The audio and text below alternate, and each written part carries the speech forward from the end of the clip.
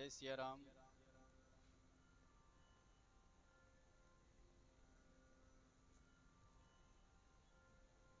मंगल भवन अमंगल हारी, द्रवों सुदशरथ अजिर बिहारी। एक बार त्रेता जुग माही, शंभु गए कुंभज ऋषि पाही। संग सती जग जननी भवानी, पूजे ऋषि अखिलेश्वर जानी। राम कथा मुनिवर्ग बखानी, सुनी महेश परम सुख मानी। ऋषि पूछी हरि भगति दृढ़ाई, कही शंभु अधिकारी पाई। कहत सुनत रघुपति गुण गाथा, कछु दिन तहाँ रहे गिरिनाथा। मुनि सन विदा मांगे त्रिपुरारी, चले भवन संग दक्ष कुमारी। बोलिए सियावर रामचंद्र की जय, सद्गुरु भगवान की जय। जब कोई वक्ता श्रेष्ठ श्रोता को पाता है, अद्भुत आनंद प्राप्त हो जाता है। जैसे कहने वाला मन लगा के कह रहा है, तो सुनने वाला भी जब मन लगा के सुनने वाला होता है, तब कथा में और आनंद आ जाता है। अब महाराज अगस्त मुनि जैसा वक्ता और शिव भवानी जैसे श्रोता जहां हो, उस कथा का क्या आनंद होगा। अब शिव जी तो अखिल ब्रह्मांड नायक और सती को जग जननी भवानी, अखिलेश्वर जानी। अखिलेश्वर समस्त चराचर जगत के स्वामी महादेव, और जग जननी भवानी समझ करके अगस्त जी ने बढ़िया पूजा पाठ किया। अब संत लोग भी आजकल भी ऐसी करनी पड़ती व्यवस्था। आज की कथा में आप सुनने वाले मिल जाएं, सुनाने वाले मिल जाएं, तो इसमें कोई खर्च नहीं आने वाला है। लेकिन जब आप लोग मिलते हैं, पूछते नहीं है पंडित जी आपका पैकेज क्या है, तो वह पैकेज जो है वो आपके सुविधा के लिए है। क्योंकि आज के समय में अगर पंडाल ना लगा हो बढ़िया, तो चार लोग समझेंगे कथा अच्छी कहने वाले नहीं है, कथा अच्छी नहीं है। पंडाल लगा हो, कूलर पंखा लगा हो, सोफा पड़ा हो, चारों तरफ से बढ़िया जलपान आदि की व्यवस्था हो, तब जाके कहीं श्रोता प्रसन्न होते हैं और जाकर के कहते हैं कथा अच्छी थी। अगर अकेले बैठ करके उनको चुपचाप दरी डाल दो सुन ले, और बोरी डाल दो सुना दे, जैसे ऋषि मुनि सुनाते थे, तो कथा ना सुनने वाले का खर्चा है ना सुनाने वाले का खर्चा है। ये जो श्रोताओं के आनंद के लिए जो व्यवस्था करी जाती है, लाइट बिजली पंखा दुनियादारी, वही खर्च बढ़ जाता है कथा में। कहते हैं महाराज जी लाखों ले गए। अब यहाँ पर बड़ी बढ़िया सुविधा दी। अखिलेश्वर सुन रहे, माँ जगत जननी सुन रही हैं, तो अगस्त मुनि ने उनको बढ़िया से अच्छे से सेवा दी, कथा सुनाया। अगस्त जी जब कथा प्रारंभ किए, तो सती महारानी इधर उधर सोचने लगी कि ये कथा तो हमको जो है रोज हमारे घर में जब हमको सत्तारी पाते हैं हमारे पति तब सुना डालते हैं, तो उनको कथा में आनंद नहीं आया, क्योंकि ये तो रोजे हुआ करती है। जब मन हो चाहे जो चैनल लगा लो, कोई ना कोई सुनाता मिल जाएगा। तो इनको रस नहीं आया कथा में। अब इधर महाराज जब इनका श्रोता कैसे सुन रहे हो आप लोग, ये सुनाने वाले को पता चल जाता है। आप बार बार घड़ी देखो, बार बार फोन चेक करो, बार बार इधर उधर अगल बगल की बातें करो, तो वक्ता को पता चल जाता है आपको कितना कथा में आनंद आ रहा है। अब महाराज जब कथा आरंभ किए अगस्त जी, तो सती महारानी जी इधर उधर सोचने लगी, का कथा सुना रहे हैं, तो हमको रोज हो सुनते हैं। अगस्त जी तो पहले सम्मान दिए थे, तो क्या शब्द यूज किए थे चौपाई में? जग जननी भवानी। और जब जाते समय जो कौन सा शब्द यूज किए? चले भवन संग दक्ष कुमारी। चौपाई में शब्द बदल गया, संज्ञा बदल गई। दक्ष यानी बहुत होशियार, चतुर मतलबी, जो अपने कार्य को कराने में कुशल हो, वही तो दक्ष माना जाता है। तो चतुर की बेटी चतुर, तो दक्ष कुमारी शब्द कहा। कथा सुनना अपने बस का नहीं है, इसलिए कहते हैं ना, कथा तो रोज हुआ करती है, दिन भर सैकड़ों कथाएं चला करती हैं। बगल में कथा हुआ करे, अगर मन में पाप भरा है तो उस कथा के शब्द शोर नजर आएंगे। अति हरि कृथा, अति हरि कृपा जाहि पर होई, पाऊ देई एहि मार्ग सोई। जिस पर भगवान की कृपा होती है वही कथा को समझ पाता है। भगवान शिव जी सती के साथ वापस जा रहे थे, रास्ते में भगवान के रामावतार की लीला चल रही थी। वन में राम और लक्ष्मण जी सीता जी की खोज में, हे सीते, हे सीते, हे प्रिय सीते तुम कहाँ हो? पीछे लक्ष्मण भैया, भाभी माँ, भाभी माँ, भाभी माँ तुम कहाँ हो? ऐसा बिलख रहे थे। और उनको जैसे ही देखा, उस लीला का आनंद लेते हुए भोलेनाथ ने कहा, बोलिए सच्चिदानंद भगवान की जय। प्रणाम किए और आगे चल दिए। क्योंकि जहाँ कहीं भी कोई नाटक हो रहा है, लीला हो रहा है, उस लीला को आनंद लेने के लिए देखा जाता है ना, कि उसमें प्रवेश किया जाता है। जब कहीं भी कोई मूवी चल रही है, कोई सीरियल चल रहा है, कोई रासलीला चल रही, तो उसमें आनंद लिया जाता है कि कितना बढ़िया रोल अदा किया जा रहा है। आहा, मेरे प्रभु कितने बढ़िया फिट बैठ गए, बिल्कुल मनुष्य के रूप में आए हैं, तो मनुष्य जैसी लीलाएं कर रहे हैं। वाह, जय सच्चिदानंद, आपकी लीला अपरंपार है। अब महाराज जैसे ही कहा, तैसे ही सती जी के मन में आ गई बात कि अभी अखिलेश्वर और त्रिलोकपति सभी के देवों के देव महादेव हैं, और ये महादेव जिनको प्रणाम कर रहे हैं, ये बात कुछ समझ में नहीं आई। कह रहे हैं, हे प्रभु आप ये किसे प्रणाम कर रहे हो? तो बोले सच्चिदानंद परम ब्रह्म है। तो मन में शंका हो गई कि ये कामी पुरुष की तरीके से, जैसे किसी की नारी, जो कामी पुरुष होता है, नारी खो जाए तो बिलक रहा है, बच्चे की कोई चीज छीन लो तो रोने लगता है, इसको आप परम ब्रह्म कह रहे हैं। तब शिव जी ने कहा, हे शिवा, ये हमारे इष्ट देव श्री राम जी हैं, यही अपनी लीला कर रहे हैं।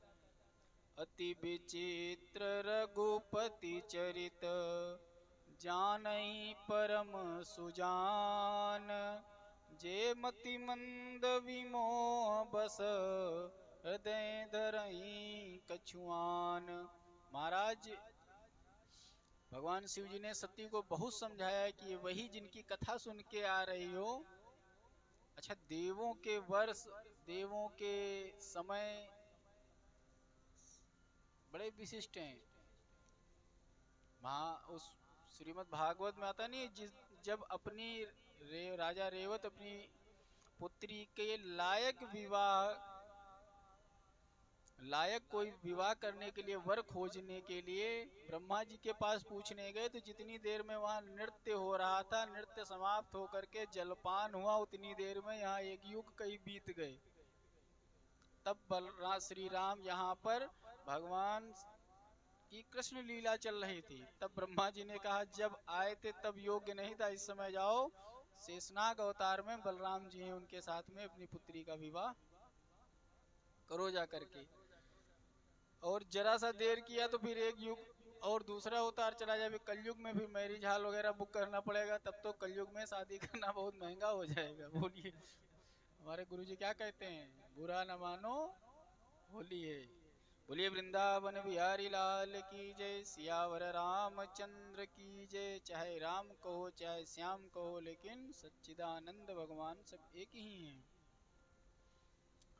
अब बहुत समझाया लेकिन संशय मन में आ गया तो आ गया, क्योंकि माताओं के मन में जो शंका का बीज है, ये जब खुद ही भोगते हैं तब निकलता है, ये किसी समझाने से निकलने वाला नहीं है।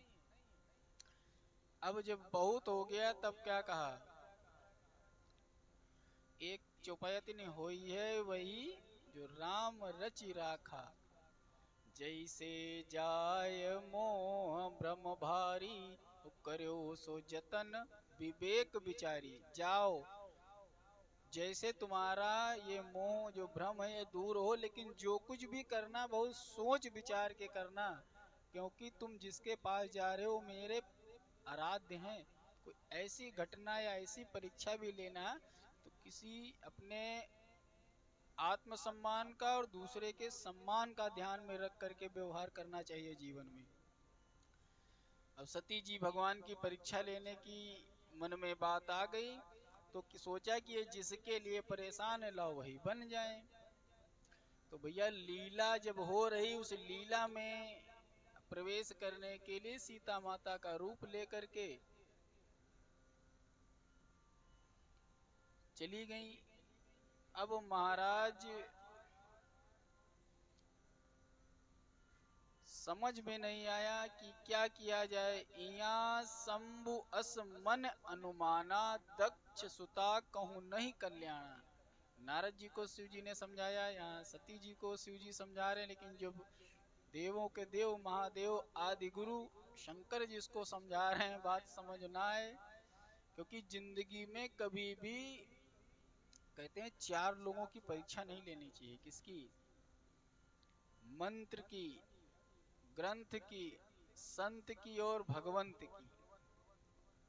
लेकिन कई लोग तो सोचते हैं कि हम भैया जिसको गुरु बनाएंगे, मंत्र लेंगे तो बहुत सोच समझ के उसकी परीक्षा लेके, अरे जब तुम परीक्षा लेने लगे तो आप गुरु हो गए, आप चेला कहाँ रह गए। परीक्षा लेकर के आप गुरु बनाओगे। गुरु स्वयं परीक्षा लेकर के शिष्य बनाता है अपना, कि देखता है किस योग्य हो। अब फिर गुरु जी कोई बना ही नहीं पाता है, खुद परीक्षा लेते लेते वो खुद ही गुरु हो जाता है। तो गुरु जी बन गए चेला जी। संशय जीवन को समाप्त कर देता है। शंका जब मन में आ जाए तो अशांति आ जाती है। अब सती जी ने परीक्षा लिया राम जी से। यहीं से राम जी ने प्रणाम किया, पूछा कहाँ भोलेनाथ हैं अकेले जंगल में। इतना कहते ही सती जी वहां से चली आई और दूसरा अनर्थ कर डाला। क्या कर डाला? गई समीप महेश तब, हंसी पूछी कुशलात, लीन परीक्षा कवन विधि, कहो सत्य सब बात। महाराज सती जी ने कह दिया, नहीं प्रभु मैंने कोई परीक्षा नहीं ली। गए आप एक तरीके से प्रणाम किए चले आए। अब भोलेनाथ सोचने लगे कि जब हमरिन तरीके से प्रणाम करना था, तो जब हमने प्रणाम किया था तो पीछे नहीं प्रणाम करना था। जब ना मन हो कहीं जयकारा हो तो पीछे से इतने बोल दिया जाता है, बोलिए सच्चिदानंद भगवान की। तो नहीं मन है तो वो पूछे, बोल दो भाई जय, चलो मान लिया जाएगा तुमने बोल दिया। यहाँ पीछे जय नहीं निकला और हमरे जैसे प्रणाम करके आई भाई, मन में बात कुछ हजम नहीं हो, भोले बाबा चले गए ध्यान में। क्या कहते हैं, तब शंकर देख्यो धरि ध्याना, सती जोगीन चरित सब जाना। अब महाराज जब झूठ बोलते हुए पकड़ ली गई, शिव जी को आ गया क्रोध, मन में संकल्प ले लिया। चरित्र का मतलब व्यवहार, जो जो सती जी से हुआ वो सब जान गए। अब क्या भूल हुई, सीता जी का स्वरूप बनाया था तो अब शिव जी ने मन ही मन माँ सती को सीता जी की पदवी दे दी, माता का स्थान दे दिया।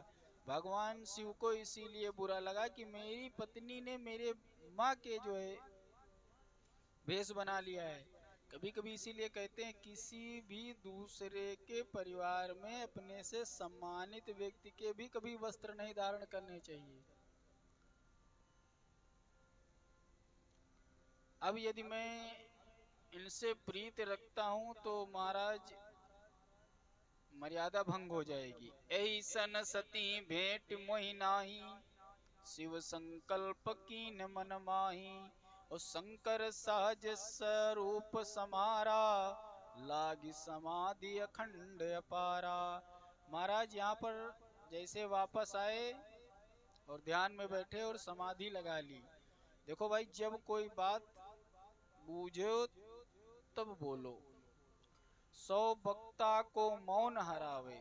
कोई कितनो उकसाए आप चुप रहिए। बाबा जी मौन हो गए, 87,000 वर्ष बीत गए और जब समाधि खुली तो राम नाम जपे लाग, शिव राम नाम जपने लगे बैठ करके।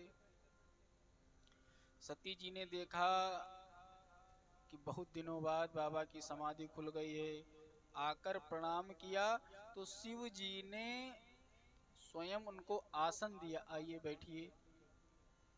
अब महाराज आसन किसे दिया जाता है, अपने शास्त्रों में कहा गया है कि अपने से बड़े को आसन देना चाहिए।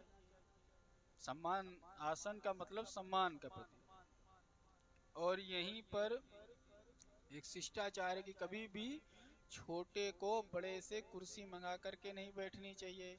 नियम तो है कि उसके बराबर ही ना बैठो। अगर वो आयु में श्रेष्ठ है, विद्या में श्रेष्ठ है, आपका कुलगुरु है, आचार्य है, ब्राह्मण है, भगवान है, तो उनके सामने ये, अगर आप लोग सत्संग कथा में आते हो, अगर ईश्वर ने आपको शारीरिक रूप से पुष्ट बनाया है तो आपको अपना आसन घर से लेके आओ। जो आप जप अनुष्ठान करते हो, ये मैं बार बार बताता हूँ, आप अपनी आसनी लेके आइए और अपनी जपमाली लेके आइए। आसनी बिछा लीजिए और अपनी जपमाली में मानसिक रूप से जब कथा का विराम हो या कथा के श्रवण में मंत्र अपना जपते रहो, नाम जप करते रहो और कानों से कथा को हृदय में स्थापित करते रहो। जब मन इधर उधर जाए तो जप में जाए, नहीं तो बैठ करके कथा सुनते रहो।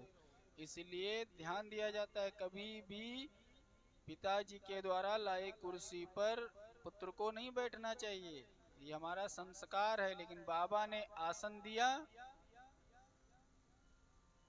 मैं कई बार और कथाओं में बता, आपका पैर आपके सम्मानित जन को नहीं दिखने चाहिए। जो पैर फैसाल के बैठ जाओ, पंजा दिखाने लगो, ऐसे पैर फैसाल के बैठ जाते हो, पैर फैला के बैठ जाते हो, पालथी मार करके सावधान हो करके देव प्रतिमा, गुरु, पूजनीय लोगों के बीच में बैठने का भी तरीका होता हो, देख लेते हैं बैठ करके। आपके बैठने के, आपके व्यवहार से समझ जाते हैं आप कितने संस्कारी हैं, आपके अंदर क्या शिष्टाचार है। अब बाबा ने हालचाल पूछा, नहीं हालचाल नहीं पूछा। हालचाल किसके पूछे जाते हैं, कोई छोटा है तो भैया क्या हालचाल है, बड़ा है तो उसको प्रणाम करके आसन दिया जाता है। और वो जिस कारण बड़ा आया है तो कोई कारण से आया होगा, छोटे के घर में भाई, तो उससे सुना जाता है आदेश क्या है। अब हाल चाल भी नहीं पूछा और चुपचाप बैठ गए। अब बहुत देर बैठे रहे, तब माता जी को नहीं बर्दाश्त हुआ, तो भोलेनाथ भजन करने लगे। लगे कहन हरि कथा रसाला, कि इनका थोड़ा समय कटे। जब कष्ट में हो, मानसिक तनाव हो, डिप्रेशन में चल रहे हो, तो क्या करना चाहिए? भगवान का भजन करना चाहिए। भजन में मन तब लगेगा जब मन शांत हो। मन शांत करने के लिए भगवान की कथा से बढ़कर कोई दूसरा उपाय है ही नहीं है। लगे कहन हरि कथा रसाला, दक्ष प्रजेश भय ते काला। जब ये कथा इधर सुना रहे थे तो उससे कुछ समय पहले दक्ष जी प्रजापति बन गए। जब प्रताप प्रजापति बने तो जैसे होता नहीं, आज भी मीटिंग रखी जाती, बड़ी बड़ी सभाएं रखी, तो अपनी शक्ति प्रदर्शन को दिखाने के लिए इन्होंने बहुत बड़ा यज्ञ किया। बड़ अधिकार दक्ष जब पावा, अति अभिमान हृदय तब आवा। बाबा कथा सुनाने लगे तो कथा सुनाने में वही हाल हुआ जो अगस्त जी के यहाँ हुआ। एक बड़े बड़े आकाश मार्ग से चमकते हुए सब विमान जा रहे थे। अब बार बार जितने कथा सुन रहे हो, तो अगर कोई कोई बार बार हेलीकॉप्टर निकले, कहीं कोई अपने जहाज से जाए, अपने अपने नाना विमान से जाए, तब माता ने पूछा, ये सब लोग आज बहुत कैलाश पर्वत के बगल से सब बड़े बड़े वाहन जा रहे हैं, तो शिव जी कहे कि हद कर दिया, हम तुमको भगवान की कथा सुना रहे हैं, सत्संग कर रहे हैं, तुम्हारा मन बार बार जहाज में लगा है। आसमान में जहाज देख रही हो तो बोले, देवी ये सारे विमान तुम्हारे पिताजी के घर जा रहे हैं। सती बोली, मतलब ये है कि तुम्हारे पिताजी एक बहुत बड़ा देव यज्ञ कर रहे हैं, वहीं ये सब निमंत्रण में जा रहे हैं। सती जी ने कहा कि यहाँ न फोन है, न कोई पत्राचार की सुविधा है, ना कोई एकांत में तुमसे मिलने ही आ सकता है, इतना दुर्गम रास्ता है। तो आपने ऐसा कैसे कह दिया कि निमंत्रण नहीं आया? हम सबसे प्यारी बिटिया हैं उनकी, और उनके घर में, हमारे पिताजी के घर में कोई काम हो और हमको ना बुलाएं? ये बड़े बड़े भूत प्रेत बैताल कोनो किसी को अगर भेजा होगा तो खा गए होंगे तुम्हारे गण, समझे होंगे। कोई आया है, कहो खा गए हो, कहो डर के भाग गए हो। ऐसा कैसे हो सकता है कि बुलाया ना हो? शिव जी ने कहा, मेरे गण या मेरे शिव क्षेत्र में मेरी इच्छा के विरुद्ध कोई भी शुभ अशुभ कार्य नहीं हो सकते हैं। इसलिए ये शंका तो निकाल दो कि हमारे गणों ने, अरे भैया हमारी ससुराल के, कहते हैं आंख मूंद के छोड़ दो तो आदमी ससुराल की रास्ता नहीं भूलता है। और हमारी ससुराल से अगर कोई आएगा तो कुछ खाने पीने कोई चीज जो भी लाएगा, तो उसको ऐसा थोड़ी कि हमारे सब नंदी सरंगी सब ऐसे खा जाएंगे, कोई बताएगा नहीं। और चिट्ठी कहाँ खा जाएंगे? चिट्ठी तो देवे करते, फोन मैसेज तो बता ही देते। बोले हम मान नहीं सकते हैं। तब कहने लगे कि ऐसा है कि मेरे बैर के कारण एक बार यज्ञ में उन्होंने हमसे बैर ठान लिया है। उनको लगता है कि मैं उनका सम्मान नहीं करता हूँ, और इतने बड़े यज्ञ में आऊंगा तो कहूँ उनका अपमान हो जाए, तो मेरे को नीचा दिखाने के लिए जानबूझ के निमंत्रण नहीं भेजा है। और मेरे कारण तुम मेरी पत्नी हो, इसलिए तुमको भी निमंत्रण नहीं भेजा है। अब बोले कि इसीलिए हम कह रहे हैं मन लगा के कथा सुनो, इधर उधर दिमाग न लगाओ। अब जब मायके में कोई कार्यक्रम हो और संसार के समस्त राजा महाराजा देवी देवता बुलाए गए हों और बिटिया को चैन आ सकता है? महाराज देवी सती देवी मैया का मन नहीं लगा, बार बार छटपटाने लगी। तो कहने लगी, ऐसा करो कि आप ससुर दामाद में खटपट चल रही, इसमें हमारा क्या लेना देना है। अगर आप नहीं जाना चाहते हो तो न जाओ, लेकिन मैं तो जाऊंगी। भोलेनाथ ने बहुत समझाया, तच सकल निज सुता बुलाई, हमरे बैर तुमहु बिसराई। हमारी उनकी जो बैरता मन में बन गई है हमारे प्रति, उन्होंने जो बैर ठान लिया, इस कारण तुमको नहीं बुलाया। माता जी को बाबा की एक बात समझ में ना आवे, अरे वाह, आपको बुलाए नहीं तो क्या हुआ, मैं जाऊंगी। क्योंकि पिता के घर, मित्र के घर, गुरु के घर, देवता के घर, पति के घर, कभी भी आने जाने में कोई दिक्कत नहीं, सब जब मन हो तब उठ के चल दो। महाराज कहने लगे भोलेनाथ कि आप मान नहीं रही हो, अगर जाना ही है तो हम क्या बताएं। माता जी जिद ठान करके बैठ गईं। कहने लगे कि आपका जाना वहां मेरे हिसाब से अनुकूल नहीं है। कभी कभी क्या होता है कि मैसेज वगैरह भेज दिया जाता है, कभी किसी रिश्तेदार के चेक यहाँ कान में डाल दिया गया कि बात ये काम है, तो उन्होंने सब बता दिया, डुग्गी पिटवा दी कि हमारे यहाँ यज्ञ है। अब एक दो बार बातें ऐसी हो चुकी हैं कि हमको वहां जानबूझ के, मैं जान रहा हूँ नहीं बुलाया हूं, तुम्हारे कहने चल दे, हम तो नहीं जाएंगे। कही देखा हर जतन बहु, रहन दक्ष कुमार, दिए मुख्य गण संग तब, विदा कीन त्रिपुरार हो रामा, विदा कीन त्रिपुरारी। जब बड़ो बाग की बात ना माने, अच्छा जब विनाश काले विपरीत बुद्धि, जब अपनी बात समझना होता तो पहले नहीं गलती होती। अच्छा मन में खेद भी था कि लाखों वर्ष बीत गए हैं, ये जब अनुष्ठान में लगे रहते हैं, इधर इनका हमारे प्रति आकर्षण कम है, तो कम से कम मायके ही घूम आए, जाकर के वहीं मन लग जाएगा। अब देखिए जब वहां ये गई दो गणों के साथ में, किसी ने हालचाल नहीं पूछा। राजाज्ञा थे कि इनकी सेवा आओ भगत न करी जाए, अगर कहीं सती शिव आ गए। अब महाराज,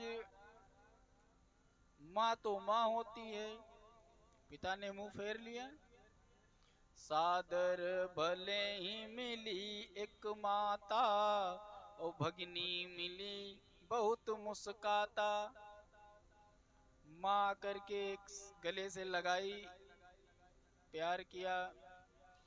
और सुनो, अभी तक जितने साधु थे शिव जी के, सब बढ़िया नई नई गाड़ियां कैलाश पर्वत के अगल बगल से लेके चलते थे। देखो ये गाड़ी आई है, ये गाड़ी आई है, हमको बुलाया कि सारी बहनें सब बढ़िया कैलाश पर्वत के बगल से निकली। किसी ने नहीं कहा ओ बहनी बैठ जाओ चला जाए, या तो थोड़ा शिव जी को मना लें। अब जब वहां माँ पार्वती पहुंच गई तो सब बहनी कहने लगी, क्या भगनी मिली बहुत मुस्काता। मुस्काता हंसी करना, हंसना, हंसी उड़ाना, कई मतलब निकलते हैं। अब बहनें कहने लगी, ए बहनी तुम नहीं आई थी तो कोई यज्ञ में कार्यक्रम में मजा नहीं आ रहा था, तुम्हारे बिना सब सूना लग रहा था।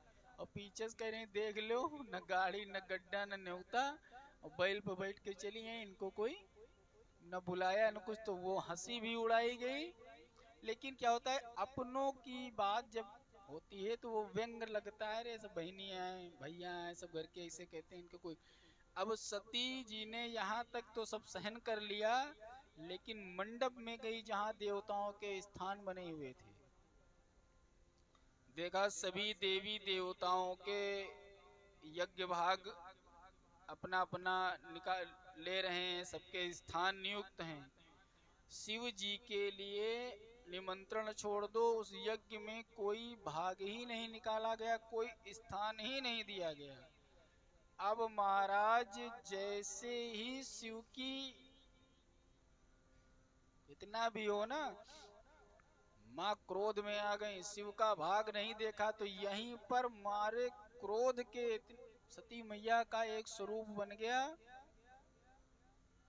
कौन सा स्वरूप हुआ? यहाँ पर प्रथम उत्पत्ति हुई। बोलिए काली मैया की जय।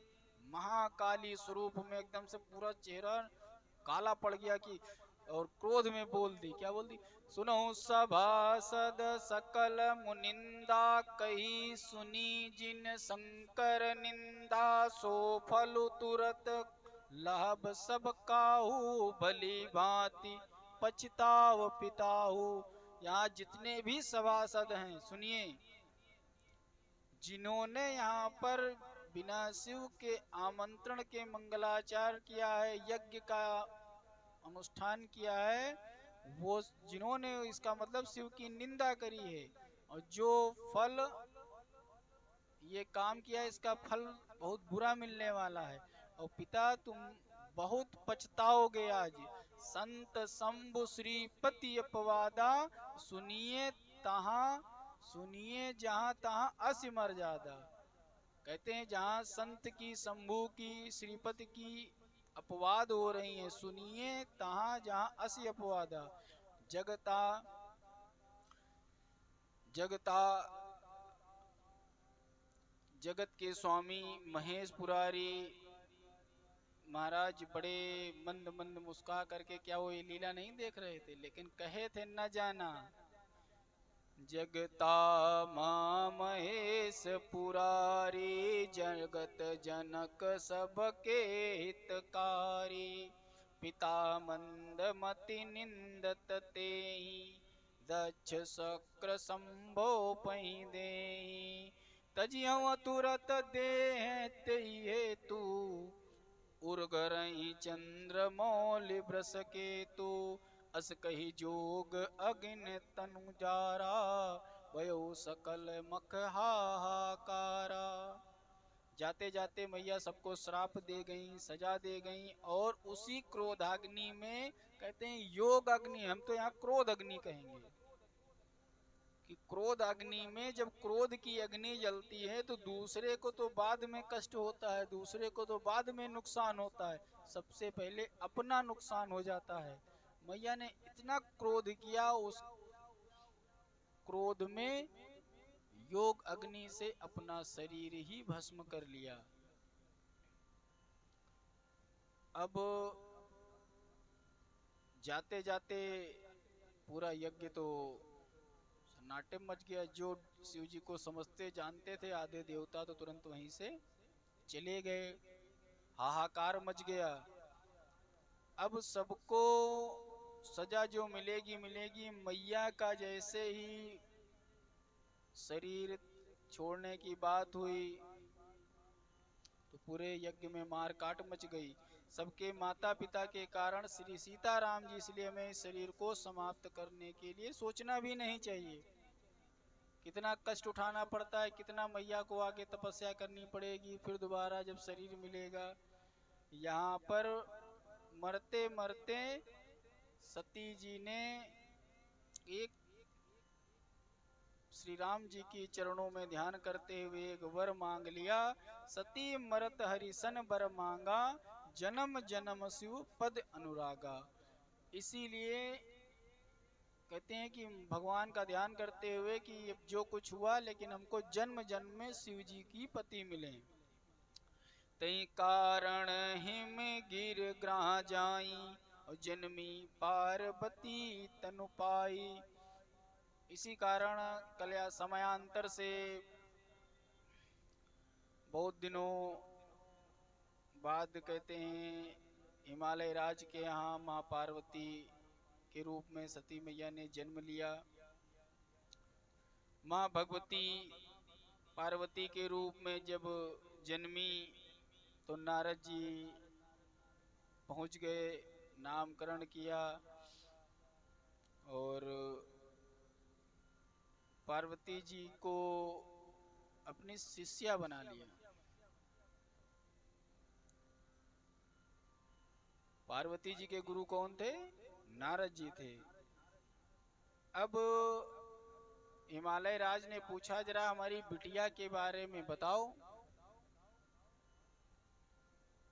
इसका भाग्य कैसा होगा। अब देखा तो कहा इसका सिंदूर सदा अचल रहेगा, ये सदा सुहागिन रहेंगी और इनके ही नाम से संसार में समस्त व्रत पूजा पाठ किए जाएंगे। जो महिलाओं, जो माता लोग करेंगी, उनको वर देने में यही समक्ष होंगी। इनको गौरी जी के नाम से भी माना जाएगा। और नारद जी ने पार्वती जी को तप करने की प्रेरणा दी कि आपको तप करना पड़ेगा। अस तप काहू न कीन भवानी, भय अनेक धीर मुनि ज्ञानी। अब उर धरऊ ब्रह्मचर बानी, सत्य सदा संतत जिया जानी। आवे पिता बुलावन जबही, हट परिहरि घर जायो तबही। आकाशवाणी सुन करके माँ भगवती बहुत प्रसन्न हुई। और अब भगवान शिव जी का चरित्र क्या कहता है। जब ते सती जाय तनु त्यागा, तब ते शिव मन भयो विरागा। जब से इधर सती जी ने प्राण तक तज दिए, उधर दक्ष यज्ञ को किसी तरीके से पूर्ण वगैरह किया गया होगा। और जपई सदा रघुनायक नामा, हर समय भगवान का नाम जपते रहे। जहाँ तहाँ सुने राम गुण ग्रामा, और जहाँ कहीं भी राम कथा हो वहीं जाए सुने। नेम प्रेम शंकर कर देखा, अविचल हृदय भगत के रेखा। प्रगटे राम कृतज्ञ कृपाला, रूप शील निध तेज विशाला। भगवान शिव की अटूट श्रद्धा देख करके भगवान प्रकट हो गए शिव जी के सामने। और शिव जी भोलेनाथ हैं, इसीलिए कहते हैं ये भोलेनाथ हैं। भगवान का भजन कर रहे थे, तपस्या कर रहे थे, इतने आनंदित हुए, इतने प्रसन्न हुए कि उल्टा भोलेनाथ ने ही कहा कि प्रभु आप हमसे वर मांगो। अब यहाँ कोई तपस्या जब करता है, पूजा पाठ, तो भगवान को प्रसन्न करके। अब श्री राम मुस्कुराए, हंसने लगे, कहने लगे भोलेनाथ अगर आप प्रसन्न हैं तो हमको एक वर दीजिए। अब बिनती मम सुनो शिव, जो मुँह पर निजने हूँ। अब मेरी एक विनती सुन लीजिए भोलेनाथ, अगर आप हमसे प्रेम करते हैं, और जाए विवाह शैल जही, यह मोहि मांगे देव। अब अपने इष्ट कोई मांगे अपना, और उसको कहीं मना किया जा सकता है। जब आप पर कोई प्रसन्न हो तो कुछ मांगने की बात कहे तो सावधान, न जाने क्या मांग ले। भगवान शिव ने तथास्तु कह दिया। राम जी चले गए, लेकिन इतना भजन का तेज था कि पुनः ध्यानस्थ हो गए। अब शिव जी ने सोचा कि ये कहीं जैसे सती जी के शरीर में थी वैसा बचपना तो नहीं है, तो कहीं सुख वैभव, ये गाड़ी वाहन फ्लैट के चक्कर में तो हमारे पास कुछ है नहीं। अगर वही स्वभाव है तो इनको कोई विशिष्ट अच्छा देवता मिल जाए जो इनको सुखी रखे। सप्त ऋषि माता के पास आए और परीक्षा लिया कि तुमको भगवान फला भगवान से, फला देवता से, फला राजा से करा दें। काहे भगवान के पीछे पड़े हुए भूत भयंकर, न अपना ख्याल है, न डिब्बे में कुछ है, न घर बना है, जो ऐसे ही पहाड़ पे बैठे रहते हैं। लेकिन कहने लगी गुरु के वचन पर हमको पूरा विश्वास है। सप्तऋषि कहने लगे जैसे गुरु वैसे चेला, न नारद के कहीं ठिकाना है और न तुम्हारे वैसे बता दिए भोलेनाथ को पकड़ो, तो जैसा गुरु होगा वैसे ही चेला होगा। माँ पार्वती नाराज होने लगी। गुरु की निंदा आगे नहीं कि एक बार हो चुका है कि अब निंदा हम कहीं चले जाओ, अगर आप सप्तऋषि नहीं होते तो हम आपको श्राप दे देते। माँ के ऐसे वचन सुन करके सप्तऋषि ने निमंत्रण दिया। इधर तारकासुर बहुत परेशान किए था देवताओं को। अब जब शिव के पुत्र होगा तो उसके माँ हाथ से तारकासुर मारा जाएगा। अब माता पिता देखो, इधर ब्रह्मा जी भी परेशान थे विवाह हो जाए। अब एक तरीके से ब्रह्मा जी विवाह में सीनियर माने जाते हैं भाई कि, तो ब्रह्मा जी भी परेशान। अच्छा, हर माता पिता भी यही चाहता है कि जल्दी शादी हो जाए, इनके बच्चे हो जाएं, तब हमारा कुल तर जाएगा। तो हमको लग रहा है वही तारकासुर है कि सब लोग सोचते हैं कि शंकर जी के लड़का हो तो तारकासुर मारा जाए। अब वो समाधि कौन जगाएगा? जो शिव जी की अटल समाधि लग गई है, तो बोले वो हो गए हैं अघोर, अवघड़ बने एकदम बैठे रहते हैं, कुछ ना पाने की इच्छा है ना कुछ खोने की चिंता है। ऐसे व्यक्ति को कैसे जो है गृहस्थ जीवन में बांधा जा सकता है? बोले काम जगाओ।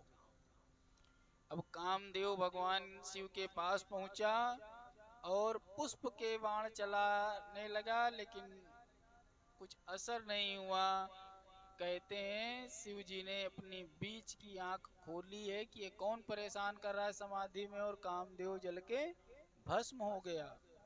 कामदेव जब जल के भस्म हो गया, क्या सौरभ पल्लव मदन बिलोका, भयो कोप कंप्यो त्रैलोका, तव सिर तीसर नैन उगारा, और चितवत काम भयो जरिदारा, हाहाकार भयो जगमाही, डर पे सुर भय असुर सुखाई। अब महाराज समस्त हाहाकार मच गया संसार में कि कोई कोई इच्छा ही नहीं रह गई। अब जब भोलेनाथ के पुत्र नहीं होगा तो कौन प्रसन्न हुए? असुर प्रसन्न हो गए कि अब तो हम अजर अमर हो जाएंगे। जब काम ही जल के भस्म हो गया, अब कामनाओं का देवता जब जल के भस्म हो गया, तब क्या होगा संसार में? उधर सती जी उधर रति नाम था कामदेव की पत्नी का, वो शिव जी के पास में जाकर के विलाप करने लगी, प्रभु बगैर इच्छा के तो संसार में कुछ होगा ही नहीं, सब नीरस हो जाएगा। अब शिव जी प्रसन्न हो गए, वरदान दिए, अब ते रति तब नाथ कर हुई नाम अनंग। अब से तुम्हारे पति का नाम अनंग कहा जाएगा, और बिन बपु व्यापहि सबहि पुनि सुन निज मिलन प्रसन्न। अब वो बिना शरीर के ही सबके मन पर अपना अधिकार करेंगे, अपना प्रभाव डाल सकेंगे। लेकिन अब तुम्हारा जब मिलन होगा, अब देख लो कितने, यहीं पे समझ लीजिए, यहाँ भी राम कथा चल रही है और श्राप दिया जब कृष्ण के पुत्र होगा तब तुम्हारा उसके साथ में विवाह मिलन होगा। अब तो सारे देवता लोग भगवान की शरण में आ गए कि प्रभु क्षमा कर दीजिए, ये गलती हो गई थी, हम लोग तो बहुत परेशान थे, तारकासुर परेशान किए इसलिए जल्दी मचाए हैं। भगवान की याद तब तक नहीं आती है हम लोगों को, तब तक जब तक अपनी ना कोई गर्ज हो। ऐसे किसी से कह दो कोई यज्ञ करा लो, पूजा पाठ करा लो, तो मन नहीं होता है। और जहाँ डॉक्टर बता चुके हो आई एम सॉरी अब मैं कुछ नहीं कर सकता हूँ, थोड़े दिन बचे हैं, तब ढूंढने लगते हैं महामृत्युंजय करा लो, जप करा लो, दान करा दो, नाना प्रकार के उपाय लोग करने लगते हैं। अरे भैया, जब पहले ही यही काम कर दिए होते, लेकिन सब समय पे होता है। अब सभी देवता लोग भगवान की प्रशंसा करने लगे कि नहीं, प्रभु दया करिए। बोले कृपा सिंधु वृष केतु, कहो अमर आए के ही हेतु। अब जब भगवान ने देखा कि तुम लोग विनती कर रहे हो, तुम लोग तो अमर हो, सबके सब मरने वाले के डर से गए कि तारकासुर मार डालेगा, तो देवताओं से कहने लगे अमर हैं। तो भगवान शिव ने विनोद किया, संसार में जो सुख पाने वाले लोग हैं वो बड़ी जल्दी परेशान हो जाते हैं। इतनी जल्दी कोई गरीब नहीं दुखी होता है, मार सुविधाओं के लिए मरने लगता, क्योंकि उसको अपना माइंड सेट कर लिया होता है वो कि अरे भाई जितना कमाएंगे उतने ही तो खा पाएंगे, उतनी व्यवस्था पूरी रहेगी। तो बोलिए वृंदावन बिहारी लाल की जय। अब यहाँ सभी देवी देवता चिंता कर रहे हैं और भोलेनाथ कह रहे हैं कि अच्छा तुम लोग तो अमर हो, और हंसने लगे। तो बात वहीं पे आ रही है कि जो जितना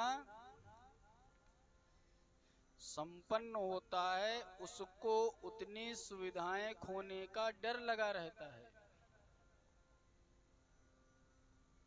उसको बड़ी जल्दी चिंता रहती, कहीं ये नष्ट हो गया, कहीं हमारा शेयर खरीदा है और शेयर कल गिर गया तो हम फकीर हो जाएंगे। मैंने लाखों करोड़ों लगा के बिजनेस किया है, कहीं बिजनेस डूब गया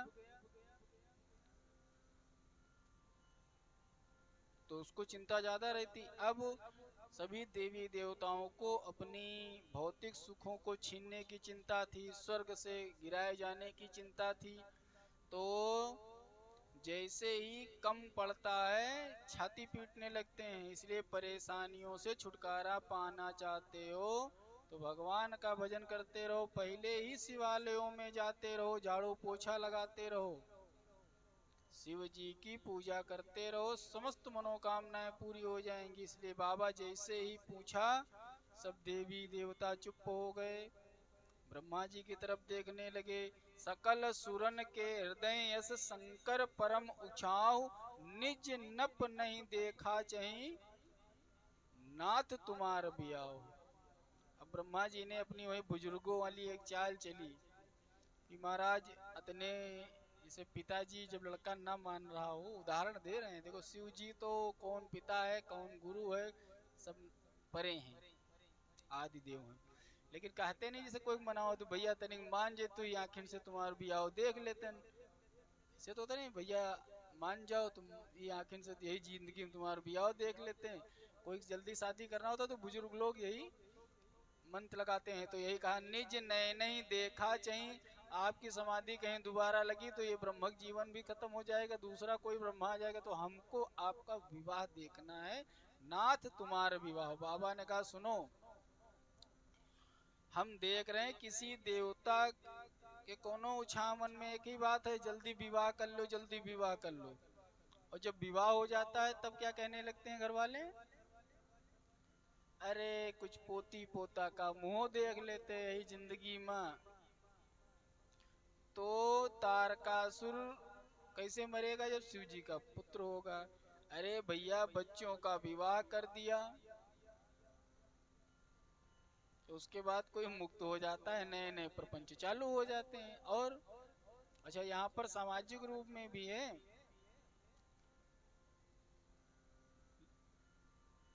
लड़के को लेकर के अलग मान्यता, बिटिया को अलग, खैर विषय से अलग चलते हैं, आगे बढ़ते हैं। बोलिए वृंदावन बिहारी लाल की जय, सियावर रामचंद्र की जय। संसार में सभी लोग इसी माया में फंसे रहते हैं, विवाह बच्चे धन दौलत, इससे कोई निकल नहीं पाया है। अपनी बेसिक आवश्यकताओं को पूरा करते हुए मनुष्य को यथाशक्ति भजन करते रहना चाहिए, क्योंकि परम लक्ष्य है भगवान को प्राप्त करना। अब देवता लोग शिव जी से आशीष पा करके, सप्तऋषियों ने पार्वती जी की लगन पत्रिका ब्रह्मा जी को दे दी, ब्रह्मा जी ने सब मुहूर्त वगैरह जैसे पढ़ के सुनाया कि जो सप्तऋषियों ने भेजा है। अब जैसे ही शिव जी मान गए विवाह के लिए, तो जब घर में विवाह के कार्ड आ जाए, कोई खास आदमी का विवाह हो, तो कितना खर्चा बढ़ जाता है, जिनके जिनके यहाँ निमंत्रण आता है। अब भैया शादी ब्याह में जाना है तो लहंगा चुनरी ज्वेलरी, पुरुषों में बढ़िया गाड़ी सर्विस सर्विस करने भेजने लगे, नई नई अच्छी अच्छी अपनी जो महंगी से महंगी गाड़ी है वो चलना जाए। तो उसी तरीके से लगे सवारन सकल सुर, वाहन विविध विमान,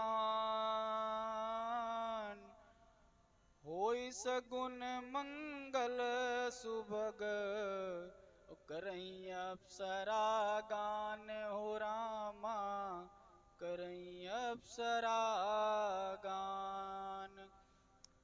की सजावट हो रही है।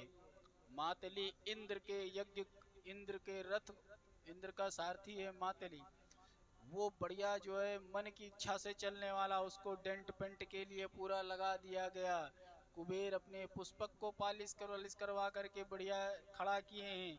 भगवान विष्णु जी ने गरुड़ से कहा जरा एक्सरसाइज कर लो, शिव जी के विवाह में चलना है। सभी लोग अच्छे अच्छे टेलर को बुलाए, विश्वकर्मा आ गए, सब व्यवस्था में लग गए, सबके सोने चांदी के जिनकी जिनकी जो आभूषण थे वो वस्त्र बनाए, आसन बनाने लगे। अरे भैया सब हाँ करते ही इतना व्यस्त हो गए कि किसी को ये ध्यान नहीं रहा है कि दुल्हों के लिए एक पैंट बूसट लेना है कि लेना है नहीं लेना है। इधर शिव जी हाँ किए, सब अपने अपने घर चले गए व्यवस्था करने के लिए अपने अपने लोकों में। बस शिव जी की बारात चलना है। महाराज बारात की तिथि आ गई, बारात निकलने का समय हो गया। अब भोलेनाथ ऐसे उघड़ नंगड़ंग बैठे। अब गढ़ों ने कहा कि महाराज हम कभी किसी की बारात तो गए नहीं हैं, लेकिन बारात उरात जाती है तो हम लोगों को पहले ही बांध देते हैं पंडित जी लोग। जो शिव जी के गण हैं उनको पंडित जी लोग विवाह में क्या करते हैं, तेल मैन में होता है। अगिया बैताल गण भूत प्रेत पिशाच ये सब मंडप में ना आवे, उनको बांध के गगरी में धर दिया जाता है। तो बोले कि हमने तो देखा नहीं है, लेकिन सुना है कि बड़े बढ़िया सजा वजा करके दूल्हा जाता है। अब महाराज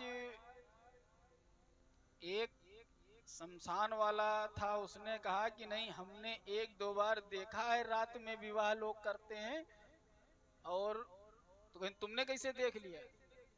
महाराज समझो, घर में मंडप होता है, आजकल जो आजकल के आपके कार्यक्रम होते नहीं गेस्ट हाउस में होने लगे जगह जगह, तो भूत प्रेत पिशाच इनकी नजर पड़ जाती है। घर बंधन में चुपचाप बढ़िया अपने घर में कुल देवी देवता की शरण में विवाह होते थे। खान पान के लिए पूरा पंडाल लगाया जाता था। अब सब घर कहाँ है, देवता कहाँ है, बुजुर्ग कहाँ है, शादी कहाँ कौन से देश में हो रही है। तो उसने बताया कि दूल्हा मौर पहनता है खूब चमकदार बढ़िया, और खूब मेकअप वेकअप करके बड़ा गोरा गोरा लगता है। तो उसने कहा कि चलो हम लोग व्यवस्था करते हैं भैया। अब महाराज वो गया, काशी का रहने वाला था, बढ़िया ताजी ताजी सफेद सफेद बढ़िया वो भस्म लेके आया और शिव जी के पूरे शरीर में दिया लपेट। आप पूरी भस्म लगाया के आप बढ़िया मेकअप हो गया है। अब उधर कुछ गण गए, बढ़िया छोटे छोटे पतले पतले गोल्डन रेड ना बढ़िया स्नैक ला करके लपेट दिया जटाओं में। अब वो बढ़िया चमके, कहीं ये मोर का काम हो गया।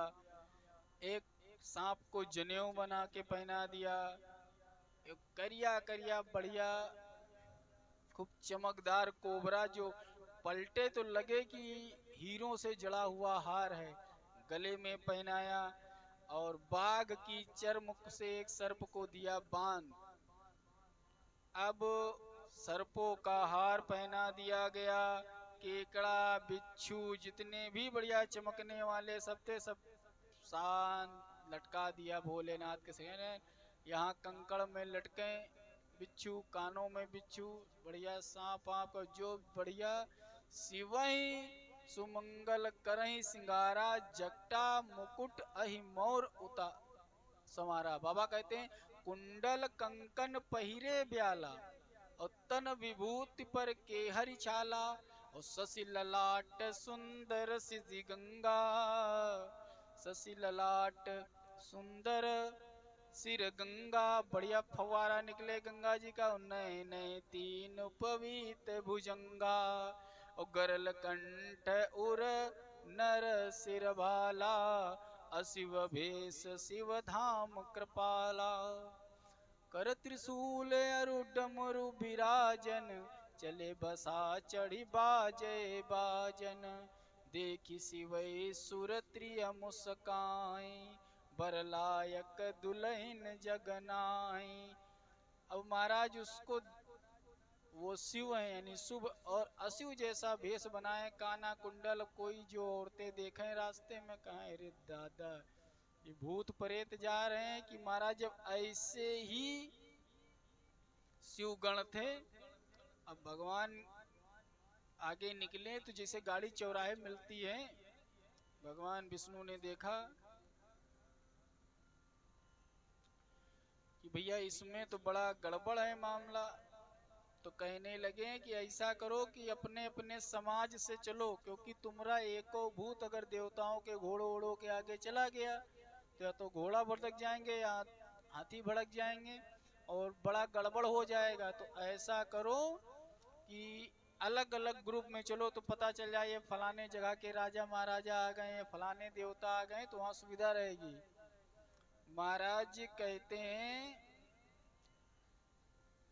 अब आगे आगे जब शिवजी चल, विष्णु ने कहा कि समाज अलग अलग कर लो, तो हाथ से चल रहा था, सभी लोग हंसी मजाक करने लगे। तो जहाँ शिवजी कहते हैं जहाँ शिव है वहाँ हंसी मजाक तनाव नहीं रहता है। मंगल भवन मंगलहारी, तो राम कथा चल रही, दूसरे में शिव। अब महाराज देवता अपनी अपनी जमात अलग कर लिए, बाबा की जमात तो गजबई है बिल्कुल। जब अलग अलग चलने कहा तो कहा जगह और मिल गई, बोले बाबा ने और डमरू बजाया, कहा आज तक जिसने भी बारात ना देखी हो, जिसने भी बारात का निमंत्रण ना पाया हो, जिसने बारात का खाना ना खाया हो, आज हमारी बारात में सभी आ जाएं। अब भूत प्रेत पिशाच जिनको सब एवॉइड करते थे, अंधिया बैताल लगिया पनिया, सब नहीं आए शादी में। और जैसे ही शिव जी ने डमरू बजाया तो शिव जी की बारात और धमाकेदार हो गई, बढ़िया बिल्कुल। शिव अनुशासन सुनी सब आए, प्रभु पद जलज शीस तिन नाए।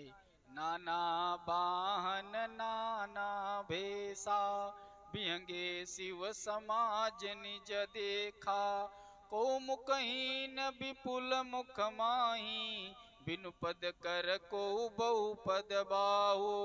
विपुल नयन को नयन विहीना, हृष्ट पुष्ट को अति जल खीना। अब महाराज जैसे ही शिव जी ने आह्वान दिया तो जले कटे मरे जितने थे सब आ गए। किसी के शरीर पे जैसे गोभी का फूल लगा होता है ना, वैसे गुच्छे में सर लगे हुए हैं, हजारों सर किसी व्यक्ति के।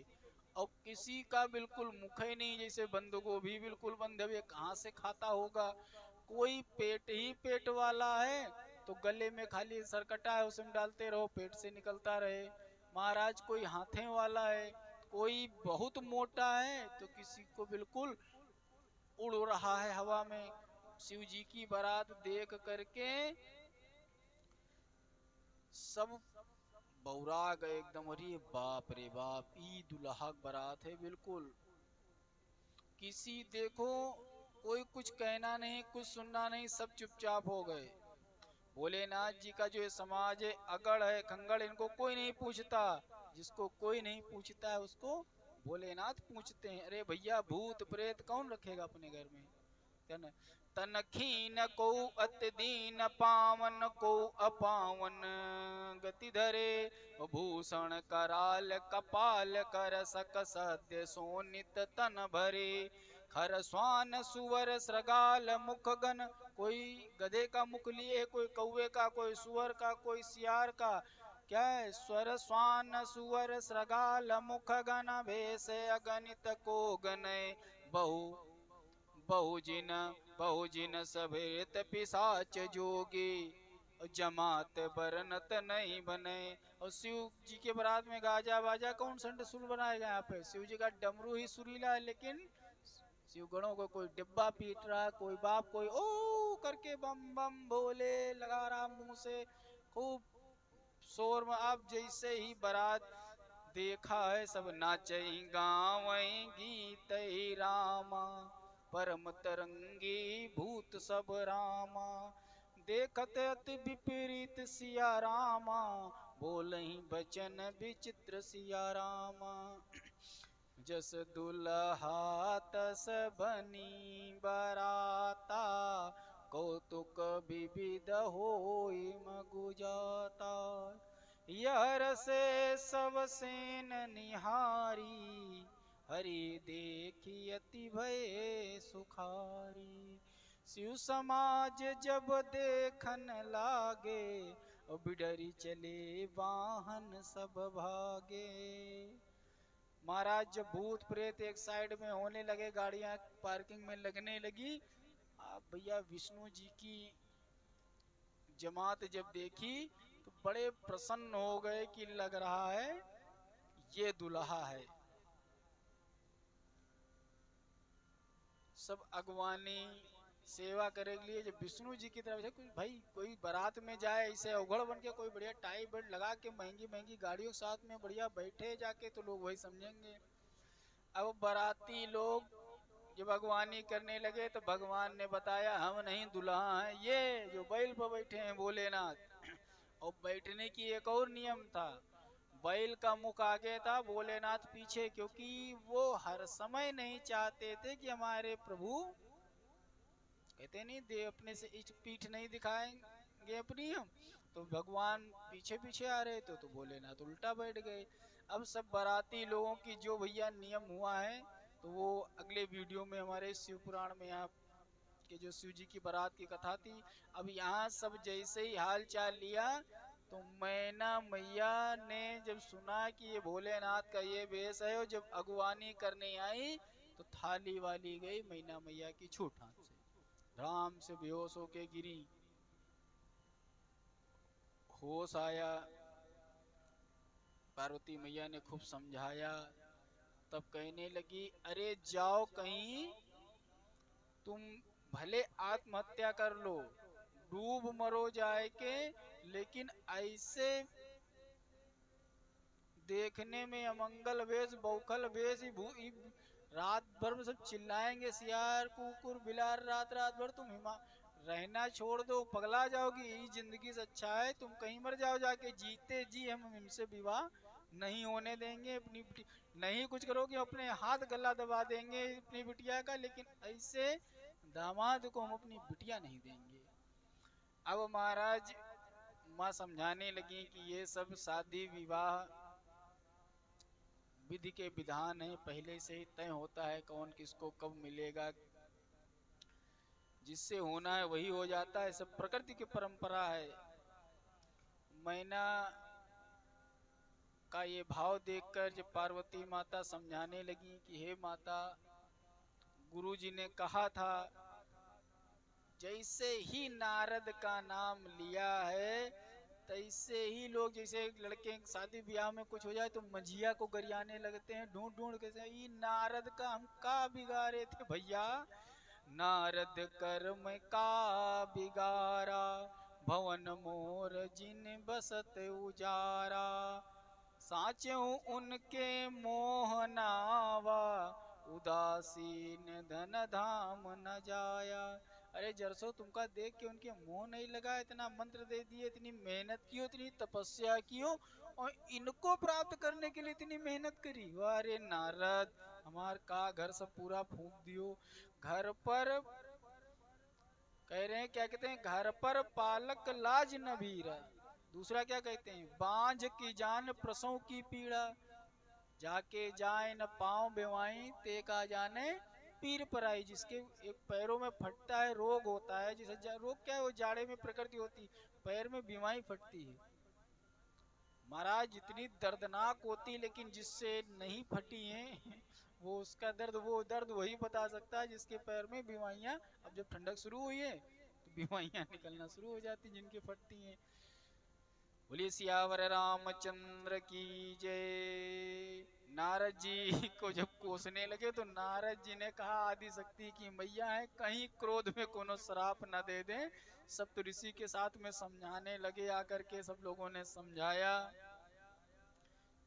अगले जन्म की कथा बताई, पूरा बताया, तब जाके कहीं सुनी नारद के वचन, तब सब कर मिटा विषाद, और छनमो व्याप्यो सकलपुर, घर घर या संवाद। तुरंत सब वीर ने बताया कि सब लोग जानते हैं कि ये कौन है, आदि शक्ति है।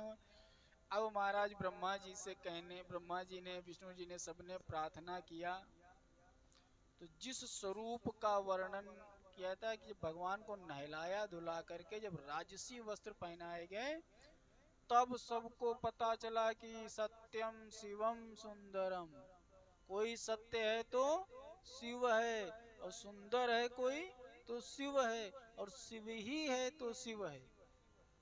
अब महाराज उसी समय जो श्लोक कहते हैं ना, जो आप लोग आरती में गाया करते हो, यहाँ पर वो शिव जी की सौंदर्य का प्रसिद्ध किया कि कितनी अच्छी जोड़ी है, इनसे अच्छी तो कोई, इतने सुंदर शिव हैं और इतनी सुंदर मैया थे।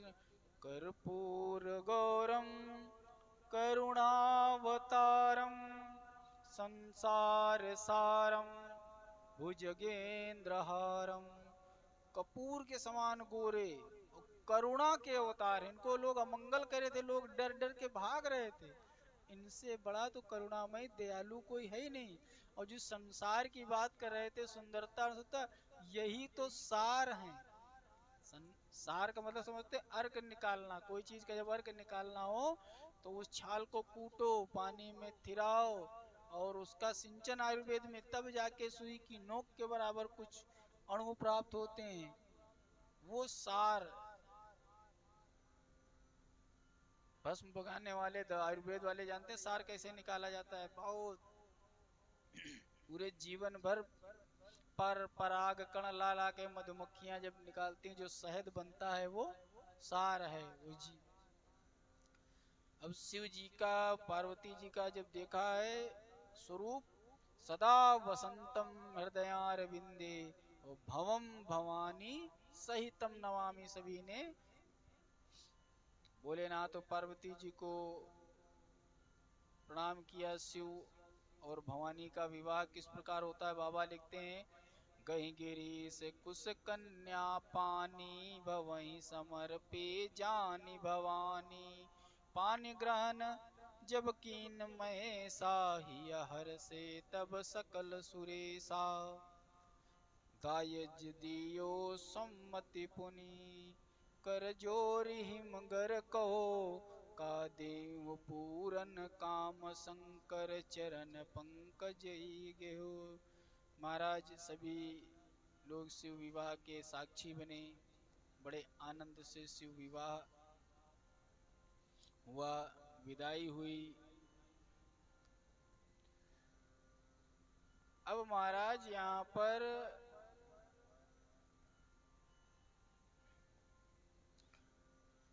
इस प्रसंग का अर्थ आता है कि जिस कन्या का या जिसका विवाह ना हो रहा हो, तो कहते हैं शिव विवाह का प्रसंग सुनने से उसका शिव विवाह, उसका विवाह भी जल्दी तय लग्न होने लगती है।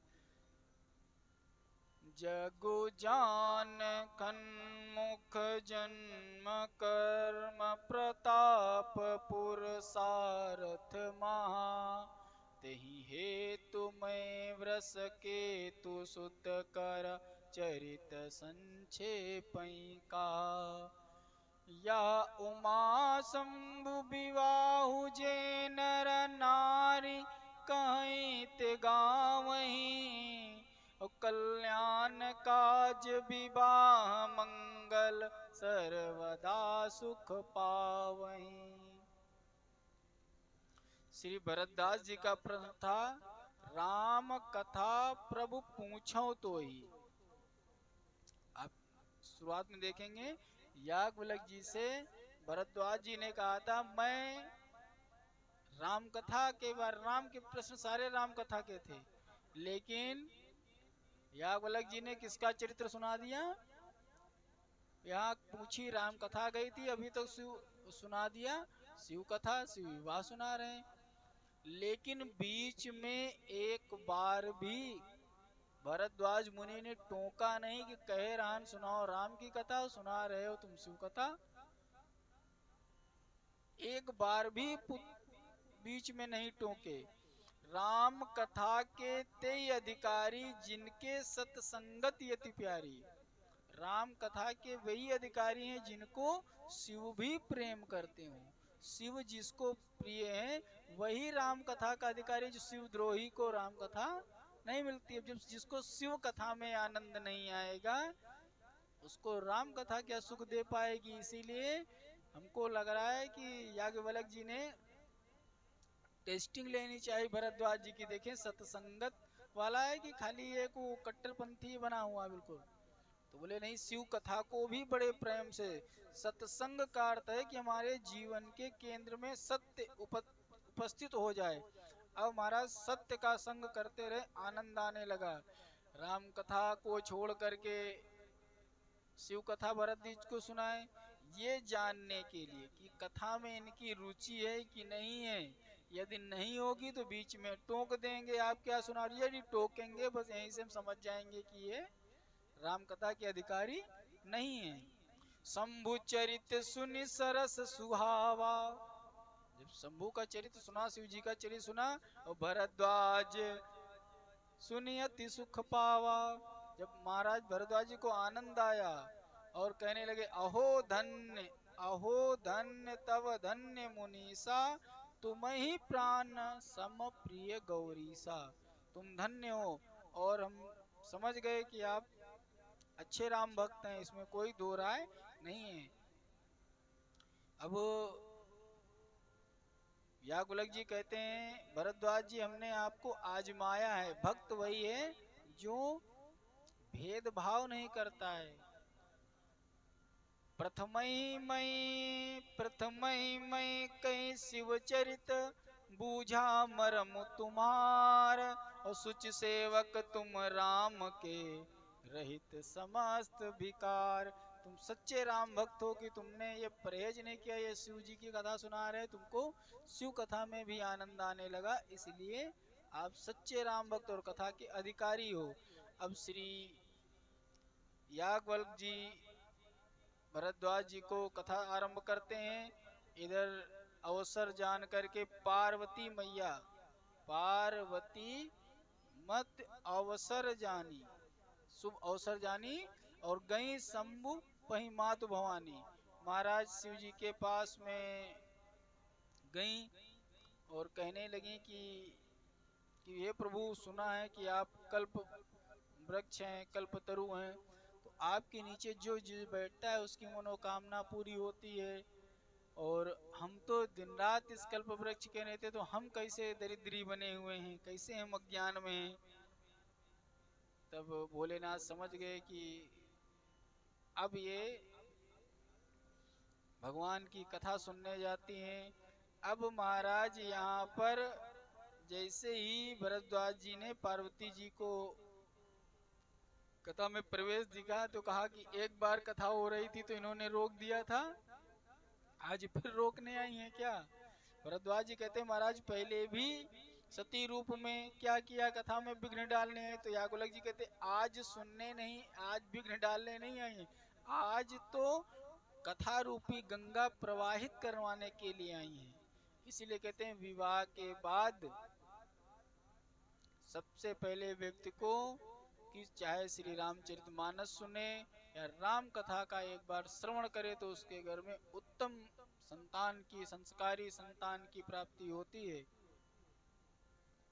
भवानी ने कहा कि प्रभु